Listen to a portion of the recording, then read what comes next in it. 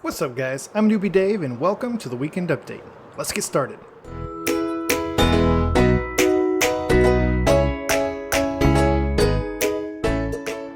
How's it going everybody? Hope you're having a fantastic weekend.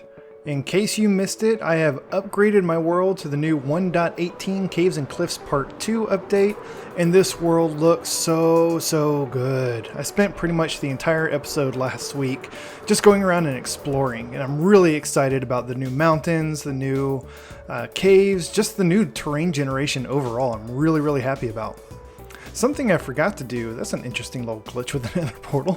Something I forgot to do last episode was go around and check on all my farms. I wanted to make sure that nothing broke with the update, either because I deleted some chunks and let other chunks stay, or just because of some of the game mechanics changing. And so good news is most of my farms are still working. My gold farm still works, flick the lever, the portals flick on and off, a bunch of piglins zone in, and I get the trident killer and they all die. Well, gold farm's still working.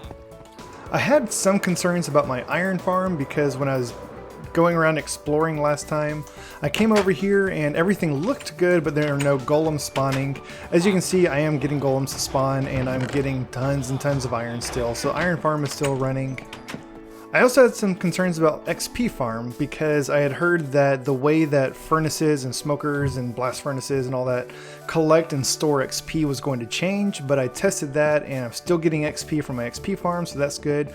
Everything is looking good except for one farm. So here I am up at my ice farm, and you may notice something is missing.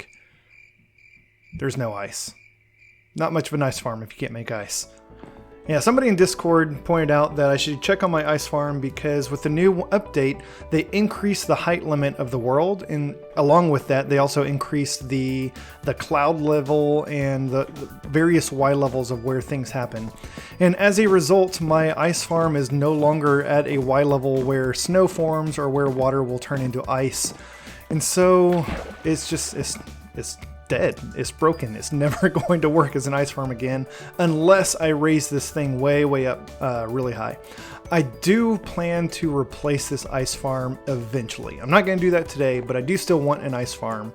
There's a nice little snowy frozen biome just over there on the horizon. I may just build it over there, and that way it doesn't have to be floating in the sky. But in the meantime, I need to do something with this because I could turn it into a swimming pool, I guess. I've got little swim lanes, but that's not very exciting. So instead, I could either break it down, I could just tear it down, which seems like kind of a waste, or I could turn it into a different farm.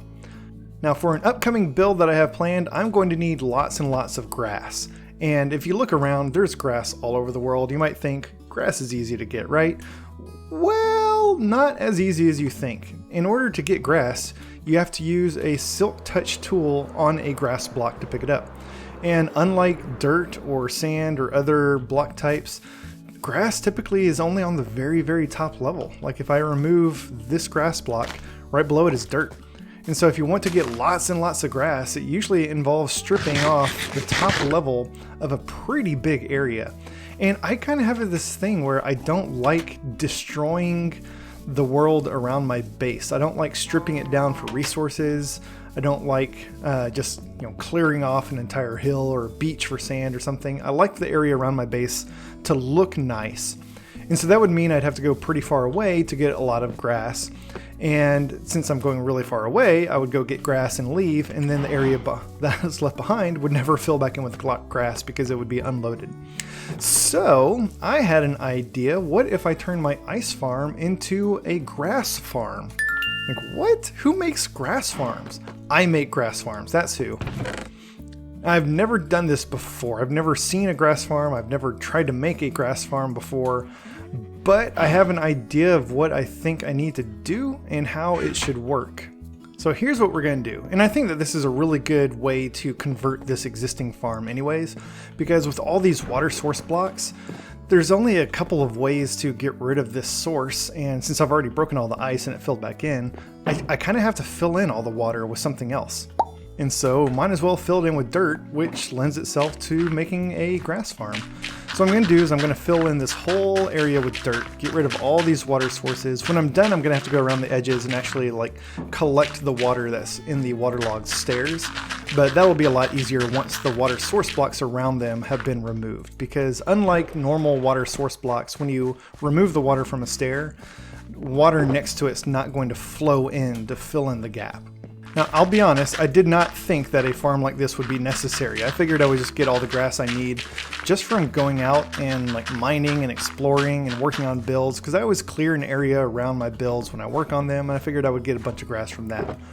But as it turns out, I did not have a whole lot of grass in my grass chest. I had tons and tons of dirt, but not a whole lot of grass. And I think that's because, as I was saying earlier, the grass is really only ever on the very top level. And so as I'm clearing out an area, as I'm flattening an area, most of what I end up collecting tends to be dirt and not grass. And so this build, it kind of goes two ways. On one hand, it lets me get a lot more grass more easily. It's like a renewable grass source rather than having to go out and constantly find new areas of the world to strip down and remove. And it also gives me something to do with all the dirt that I've been collecting, because you can use grass to fill in holes like you would dirt. You can use it to nerd pole like you would dirt, but you can't really use dirt to, place grass. You need grass for grass. Okay, so now that I've got all the water filled in with dirt, I need to do something about these lanes down the middle. I could just leave them, honestly, but what if I do, then everything in between is just going to fill back in with water when I collect all the grass. And so I'm going to go ahead and remove these. I need to be careful because I'm using my axe to break the slabs, and right below me are slabs, and so I don't want to accidentally break the ground below me. I just want to break the slabs. So I may go through and break all the wool first, because the carpet is kind of slowing down my axe, and yeah, I think this will be good. I'll break the wool and then I'll go back with my axe and break all the slabs. Yeah, that's a lot better. This way I can go at a more consistent speed as I'm breaking the wood. And then after I remove all the slabs, I'll just fill all these in with dirt as well. Oh, unbelievable. So I was coming back from my base just now. It's raining, and I was flying with my elytra, and look at this.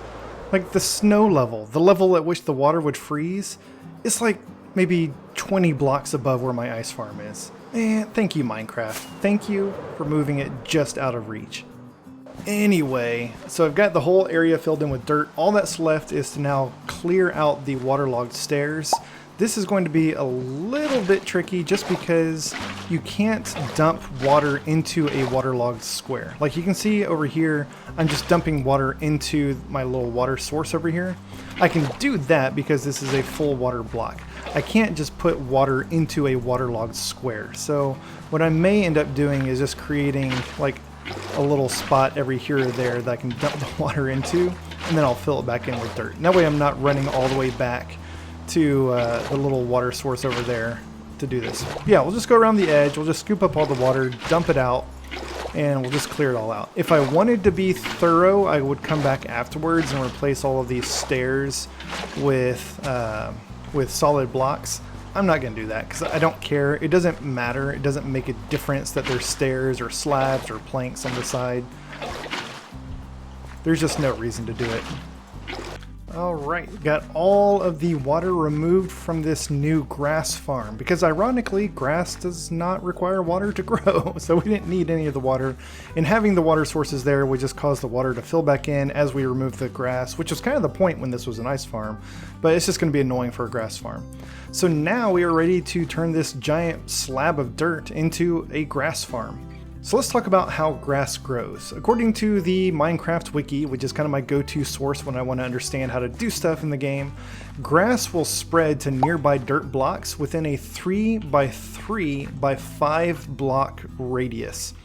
And so what I've done here is I've put a piece of grass inside of this 3 by 3 by 5 glass structure to show you all of the glass is where this one block of grass can potentially spread to, assuming that all of that glass was dirt and the other conditions were met. The other conditions are that it has to be dirt. You can't convert coarse dirt. And the light level has to be 9 or greater, and there has to be air above it, or at least blocks above it that let light through, like leaves, for example. And so that's why I think this is actually a really good spot for a grass farm, is because all of the conditions are met. We just need to add grass now. Now we could just go through and just start replacing some of the dirt with grass here or there, and it would slowly start spreading to the nearby dirt.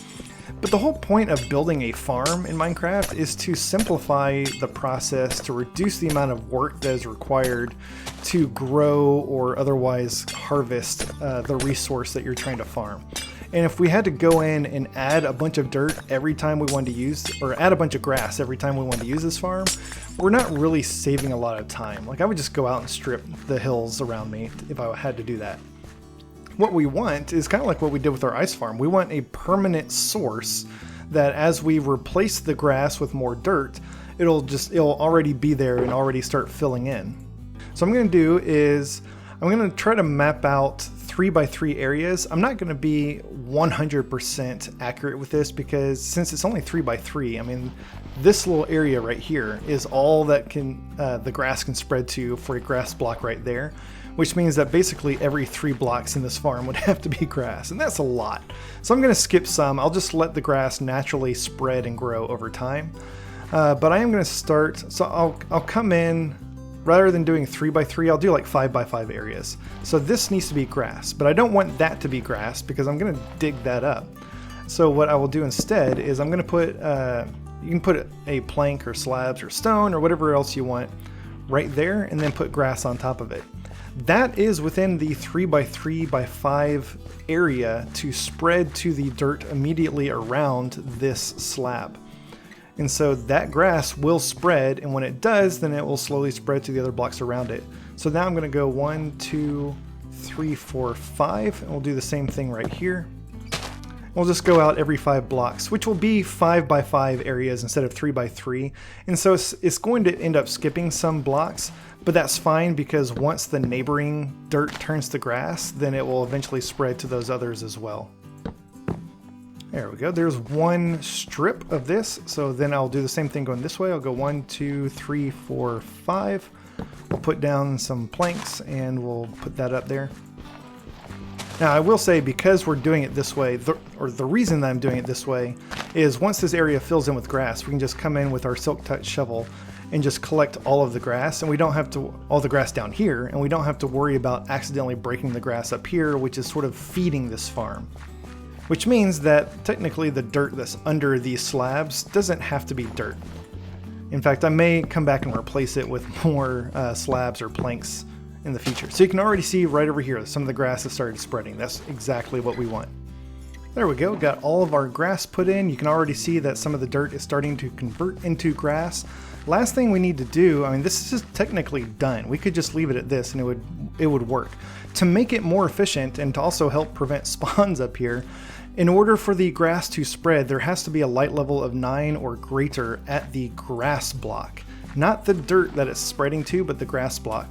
So every other grass block, I'm going to put a lantern on top, and that should be enough light to spread to the nearby grass blocks as well. I'm probably going to have to go back and get a few more lanterns. I don't think I have enough. And then on the adjacent row, I'll do the other block. So like, I'm not going to put a lantern here, I'll put one there because I skipped that one. And this should end up providing enough light for this entire farm that even when it's nighttime, the grass can still grow. With the added benefit of preventing mobs from spawning up here.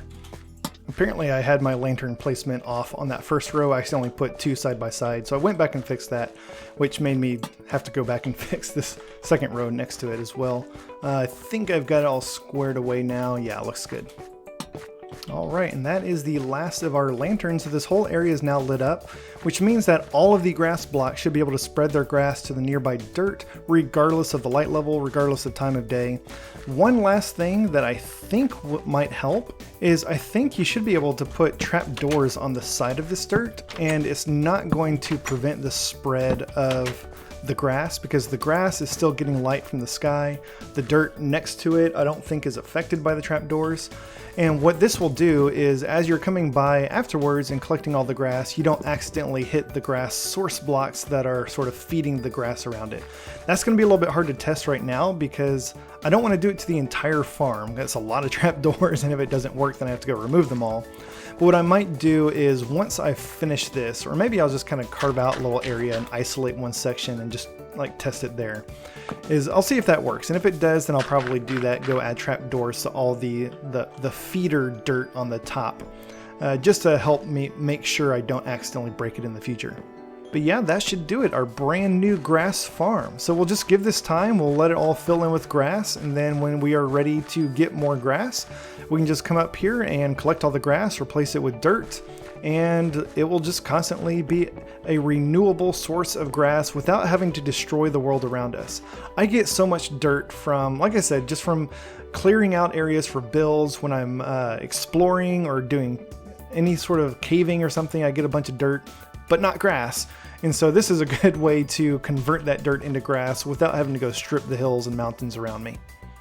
That's going to wrap things up for today. Thank you guys so much for watching. Hope you enjoyed this. I've never seen a grass farm. I don't know if this is something that other people do, but it's something I do and I'm proud of it. And I hope you enjoyed it too. Big shout out to my patron Summer. Thank you so much for your support. Really appreciate it. And as promised, all of my patrons through the end of the year are going to get a verbal shout out at the end of the video. So thank you also to Dazillasaur. Really appreciate your support. If you guys enjoyed this video, please hit that like button. And while you're down there, feel free to subscribe so you'll get notified of future episodes as they come out. Thanks y'all and have a great day.